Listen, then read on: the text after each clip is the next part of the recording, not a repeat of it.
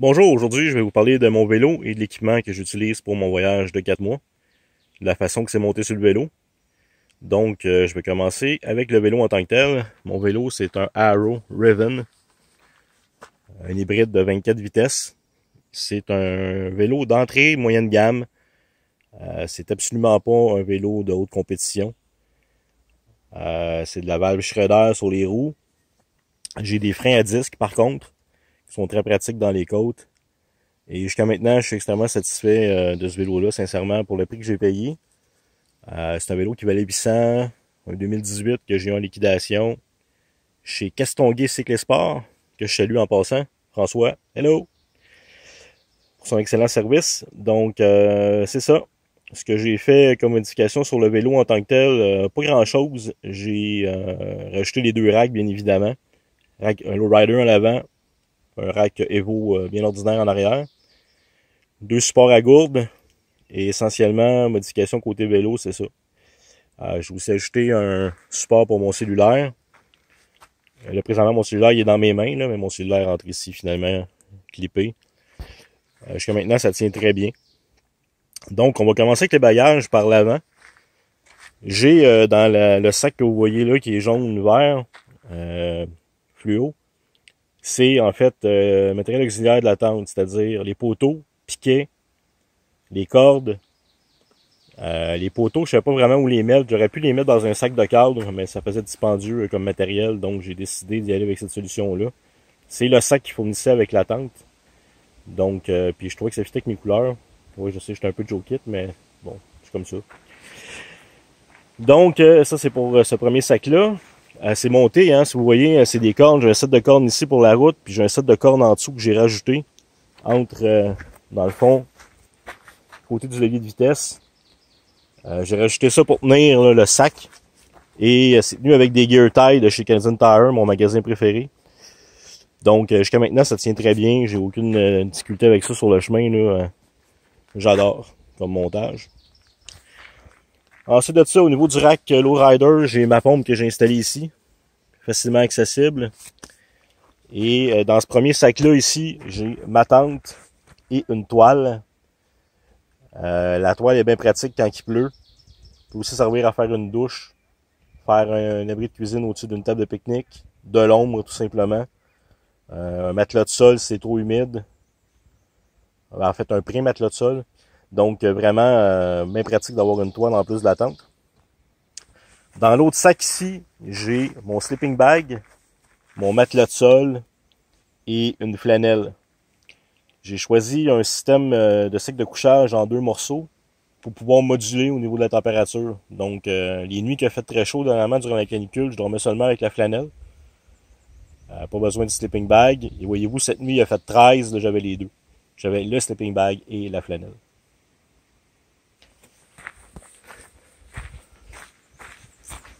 Maintenant, au milieu du cadre, ben, j'ai 2 bouteilles d'eau. Bien évidemment, des bouteilles Schwinn, rien de bien exceptionnel, standard. J'ai un bout de corde là qui m'évite d'être obligé de défaire la musette. J'ai besoin juste d'un bout de corde, exemple, pour étendre du linge ou peu importe. Je trouve ça bien pratique de l'avoir là. Maintenant, à l'arrière, j'ai 2 autres sacs Schwinn dans lesquels j'ai essentiellement de la bouffe. Pour celui-là, c'est la bouffe, ma trousse de toilette, mon kit de réparation, mon kit d'électronique. Bon, c'est des batteries de backup, des fils pour le cellulaire, des chargeurs, etc. Évidemment, en étant sur la route pendant 4 mois, on apporte un peu plus de matériel que pour une fin de semaine. On va être sûr de pouvoir se dépanner, se réparer si jamais on a besoin. Donc, j'ai ça là-dedans. De l'autre côté, ben, il est un peu écrasé par la table, mais c'est mon kit cuisine. C'est le kit lessive et d'autres petits matériels. Le caca kit, l'ensemble pour aller faire caca dans le bois. Une radio portative, parce que j'aime ça écouter la radio une fois de temps en temps, puis ça me permet d'avoir la météo sans être obligé de sortir mon sel. Donc, c'est ça grosso modo que j'ai. Puis j'ai aussi, je m'en sers aussi là, comme backup pour de la bouffe, si jamais j'ai besoin de traîner un peu plus de bouffe. Là. Dépendamment où est-ce que je vais, généralement, je traîne 1 à 2 journées de nourriture. Dépendamment, parce que si je m'en vais dans un endroit reculé, ben là, c'est sûr qu'il faut que je monte généralement à 3-4 jours. Donc, ça me permet là, de transporter plus de capacité de nourriture. Le sac du dessus, c'est mon sac de linge, en fait, qui me sert aussi, le double usage, il me sert d'oreiller. Ici, il y a une belle surface plate. Là. La nuit, c'est là-dessus que je dors. La tête à côté, là. Donc, c'est ça. À l'arrière, j'ai une pochette avec imperméable, tout ce qu'il faut, en fait, là, en cas d'urgence, un sac pour mettre par-dessus. Tout ce que je vais atteindre rapidement, finalement, est dans la pochette ici en dessous. Et sur le dessus, j'ai panneau solaire. Il est en fonction, d'ailleurs, on voit la petite lueur là, sur le siège. Là, ça, c'est la lumière LED. En fait, j'ai une batterie auxiliaire là-dedans. Et avec le panneau solaire, je charge la batterie pendant que je roule. Et ensuite, si j'ai besoin, je charge mon cellulaire avec la batterie. J'ai essayé de faire fonctionner directement le panneau avec le cellulaire, mais le contrôleur de charge, je faisais rien qu'embarquer et débarquer tout le temps. Donc, en chargeant la batterie comme ça me convient parfaitement.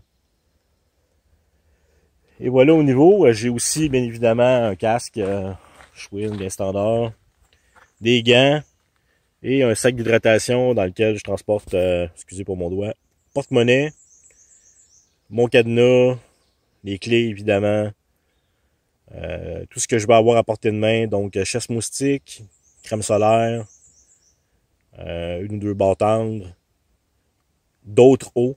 Évidemment, c'est un sac d'hydratation à la base, donc j'ai de l'eau aussi dedans. Donc, c'est ce qui fait le tour pour mon matériel pour 4 mois. Je vais vous présenter aussi, là, dans des vidéos, module par module, le détail, finalement, la tente, le matelas de sol, tout ce que j'ai comme petit matériel aussi, là, parce qu'il y a des trucs cool que j'ai trouvés puis que les gens savent peut-être pas. Donc, j'aime ça partager mes trouvailles. J'ai pas la science infuse. C'est sûr qu'il y a des gens qui vont regarder ça qui vont dire « Ouais, t'aurais pu faire les choses différemment. » Oui, oui, oui. Mais moi, ce que j'ai fait, en fait, c'est un compromis rapport qualité-prix.